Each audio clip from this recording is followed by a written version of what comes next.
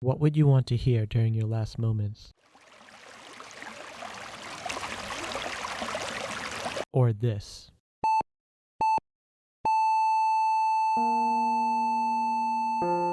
Welcome to the future of hospital sound. Because this musician is redesigning the noises we hear in them. Yoko K is the brains behind the Sen Sound project, a social enterprise company that has collected data and research on the various noises we hear in patient care environments.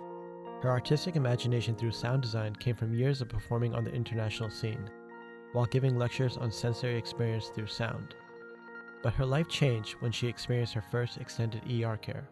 I was connected to, 3 or 4 medical device like IV pump, and each of them kind of keeps beeping. As a musician, I hear every sound as a musical note. So like if I hear the ambulance outside, I kind of hear like, okay, it's A and Doppler and it's going down to G. Like I hear everything that way. So in that particular experience, 3 devices, and I noticed it was creating this dissonant harmony we call tritone. And it's the kind of harmony that in medieval time people described it as devil's music. It was that particular harmony, and I don't think it was intentional, right? Like who would intend that to happen in hospitals? Here's a general consensus on how people feel about hospital environments. Cold. Sterile. Bleak. Worrying. Emotionless. Recent surveys show patients rate noise as one of the leading complaints in hospital care, overall affecting their patient care experience. So it's no surprise that Sen Sound caught the interest from some of the major innovators in the medical and design fields, including Stanford Medicine X, IDEO, and Sibley Innovation Hub, a member of Johns Hopkins Medicine, one of the nation's leading research hospitals. I think what we are is what happens when you get people who are really, really inquisitive about the world and about people and want to understand emotions and needs and behaviors and use that inquisitiveness to think about healthcare really differently, right? So we are this incredible space and team of designers and technologists that get to reimagine healthcare to try to make it more human, more desirable, and we try to think a lot about what the future of healthcare ought to be, and we get to make it real in a real hospital.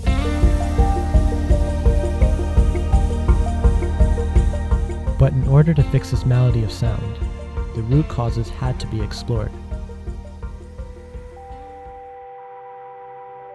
One of the areas we're rated on as an industry is how quiet it is at night. And there's a laser focus in the industry to try to figure that out and be better at it. And I think there's some best practices out there, but largely nobody has rethought it from the beginning. I think it's just been ways to dampen sound. And then there's the staff experience. And anybody who's ever worked on in patient care will talk about alarm fatigue and say, after one machine starts beeping and then you hear beeping from a different machine and you do that day in and day out, eventually it's not that you want to become desensitized to it, you just literally, your brain starts to tune it out. And then I think there's the piece that really felt most compelling for us is, what is it like for a patient? What is it that you're hearing if you lie in a hospital bed for hours or days? And how does that affect your overall healing and experience? And Yoko really made it feel very real. Somehow sound is something so subconscious, and its effect on our emotions and well-being, it's so subconscious that I think it tends to get overlooked somehow. We had a fun afternoon once where Yoko put on a concert using music and beats and tones that were inspired by biorhythms, or so somebody breathing into a microphone as their breath, and she sampled it for everybody, and then using heart rate or a pulse as the beat for it. And it's the kind of thing where it may not be like the final solution, and I'm sure isn't, but for the people who experienced it to think, it kind of grew their box a little bit and said, oh wow, imagine if somebody laying in bed could create their own music in some way. So these little ripple effects cause the entire organization to just think more broadly. Engineering the sense sound experience has been challenging yet richly rewarding for Yoko and her team.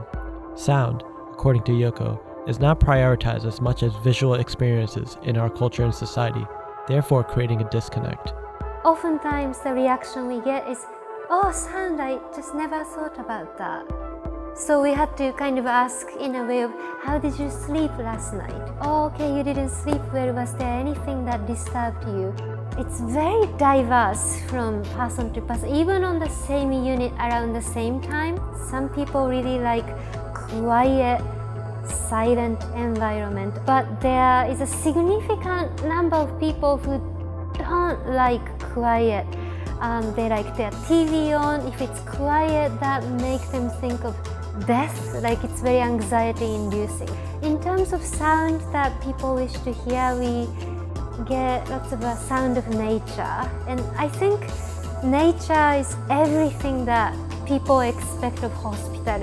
Isn't the sense of openness, wind on your face, the sound of ocean, sound of water, something that reminds people of life, something that's not clinical.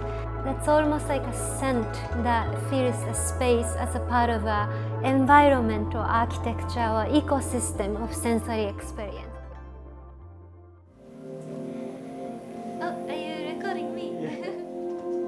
So people could actually walk from here and come out like this. Have a seat. So we are in the Tranquility room. Initially, Nick asked me to transform this patient room into a space where people can imagine the future of like a sound and sensory experience, mainly for patients. But then as I was setting up the room, my friends who are nurses came to stop by, and they are like, wow, this is so relaxing here. I wish I could just come. Staff members don't really have a place they can go to relax before the shift, after the shift, even during the shift when there are stressful moments. Some of the nurses told me, oh, I just go to a bathroom to be alone. I think healthcare staff gets treated almost like a part of the system, almost like a commodity. As a patient, I believe that the heart of patient experience is really the compassionate interaction with the staff members, especially nurses. If we could help take care of them who take care of patients, ultimately I think we are making everybody's experience better. My vision is really to take holistic approach to the sound environment. And I wish it's as simple as, hey, here's a device and we press the button and everything is fine.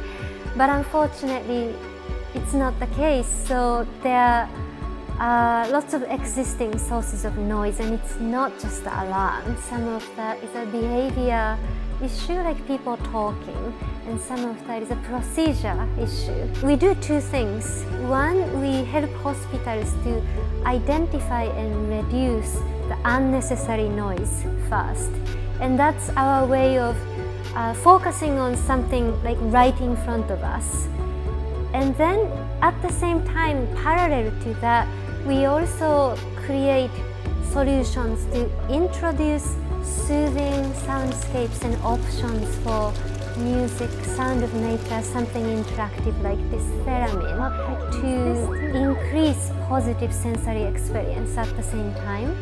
And we are prototyping and testing some really crazy, exciting ideas at the same time. So the key really is to combine those two approaches, one being more evidence-based, objective, something in front of us that we can solve today, while at the same time pursuing this dreamy, fun, lofty, imaginative solutions to help people.